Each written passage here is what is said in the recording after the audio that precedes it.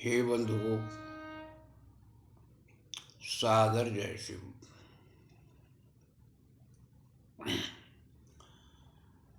मित्रों, वैराग्य किसको कहते हैं और वैराग्य कब आता है? वैराग्य कहते हैं कि जिसको न किसी से राग हो और न किसी से वैर हो, उसको कहते हैं वैराग्य। किसी वस्तु को पा लिया तो हर्ष नहीं, और कोई चीज चली गई तो उसका कष्ट या दुख नहीं। इसको वैराग्य कहते हैं। तो वैराग्य कब आता है? वैराग्य जब दूसरी चीज अच्छी मिल जाती है तो पीछे वाली चीज छूट जाती है। जैसे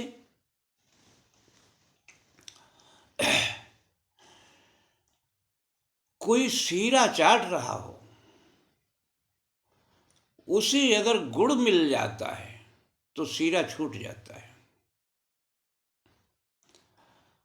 और कोई गुड़ खा रहा है और चीनी मिल जाए, शक्कर मिल जाए तो गुड़ छूट जाता है। इसी प्रकार क्रमशः जब कोई एक दूसरे से अच्छी चीज मिल जाती है तो पीछे वाली चीज छूट जाती है।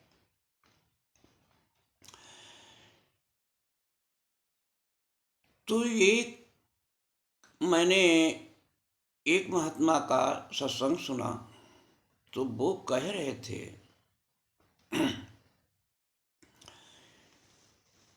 कि न दान से मिलेगा, न पाप से मिलेगा, न पुण्य से मिलेगा, और न धर्म से मिलेगा। परमात्मा के लिए कह रहे थे कि वो इन चीजों से नहीं मिलने वाला, वो वैराग्य से मिलेगा। उन्होंने धर्म कर्म इस सब कुछ कटाव कर दिया। मैं कहता हूं मित्रों, गन्ना तो आप सब लोगों ने देखा ही होगा, और गन्ने के अंदर मिश्री है या चीनी है। उस चीनी को निकालने के लिए मुझे कुछ करना तो पड़ेगा ही, कि यूं ही निकल आएगी। दूसरा उदाहरण देते हैं। जब कोई दूध मोल लाता है या अपने घर में भैंस पालता है या गाय पालता है, तो दूध में घी तो है, लेकिन घी निकालने के लिए कुछ करना तो पड़ता ही होगा, कि यूं ही निकल आता है। उसके लिए कर्म करने पड़ेंगे, तब घी निकल सकता है। तो न कर्म काटा जा सकता है, न धर्म काटा जा सकता है। ये जो काट रहे हैं, ये इनकी गलत सोच है। न तो वो वैराग्यवान हैं, उपदेश तो वैराग्य का करते हैं, लेकिन वैराग्य उनके अंदर नहीं आया अभी। वैराग्य तो सने सने आता है। जब दूसरी चीज अच्छी मिलती जाती है तो वैराग्य आता जाता है।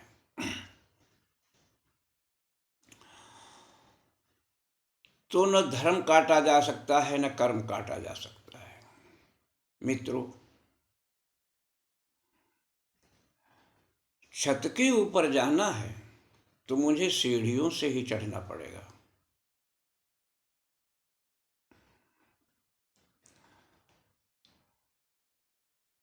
मैं आपको एक बताऊं, कैसे आज कल के लोग ब्रह्मचारी मिलते हैं, कैसे वैराग्यवान मिलते हैं। इन लोगों ने अपना एक धंधा जैसे कर लिया। जैसे चलते हैं जाते हैं, एक सज्जन देखते हैं बड़ा रकाब तकाब जा रहा है, कई गाड़ियों पे लदा हुआ। तो पूछते हैं, भाई ये कौन है, किसका ये सामान जा रहा है? तो कहते हैं त्यागी बाबा का। सामान तो ट्रकों भरा जा रहा है, लेकिन त्यागी बाबा है। आगे चले, देखते हैं कई बच्चे और पूरा परिवार जा रहा है। तो पूछता है वो व्यक्ति कि भाई ये किसका परिवार इतना बड़ा जा रहा है? कहा ये ब्रह्मचारी का परिवार जा रहा है। तो ऐसे ऐसे वैरागी मिलेंगे, ऐसे ऐसे ब्रह्मचारी मिलेंगे।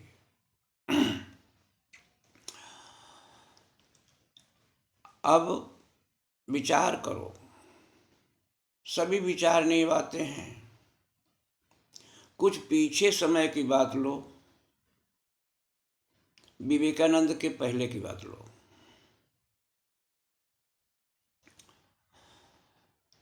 क्या आपने कभी देखा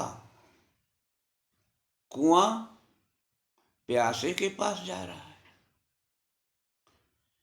कि प्यासा कुएं के पास आ रहा है? प्यासा कुएं के पास आता है।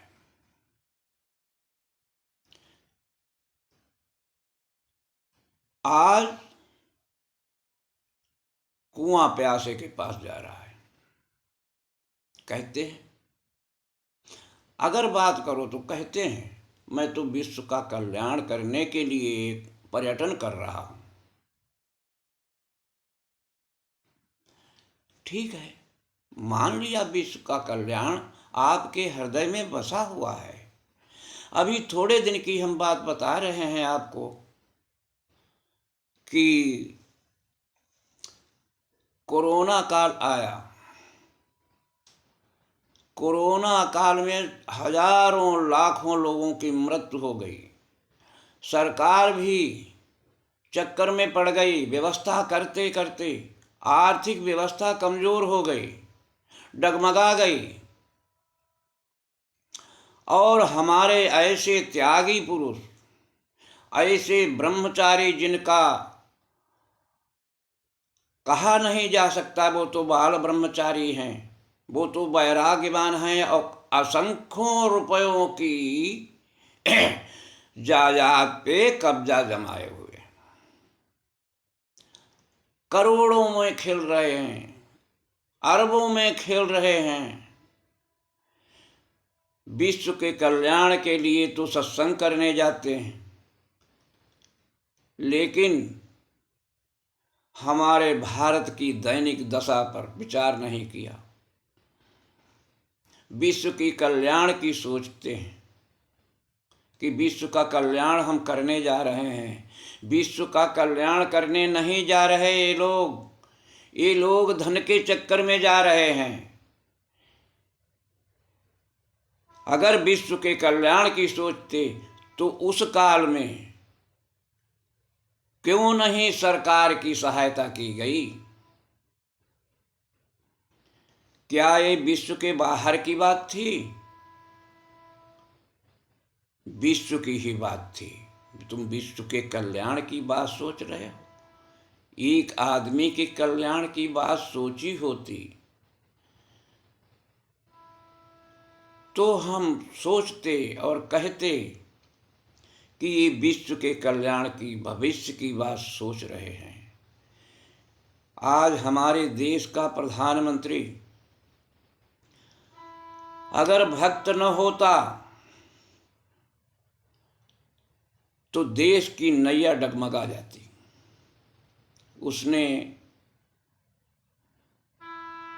अपने देश की रक्षा के लिए सब कुछ अर्पण करके और व्यवस्था को सही सलामत किया। इन लोगों ने जो विश्व के कल्याण की बात कर रहे हैं, इन्होंने दो नए पैसे की मदद नहीं की। हालांकि नाचने गाने वाले हमारे जो फिल्मी स्टार हैं, उन्होंने सरकार की सहायता की, विश्व की बात सोची, मनुष्य के भले की बात सोची। रामदेव बाबा को कहा जाता है, लोग बदनाम कर रहे हैं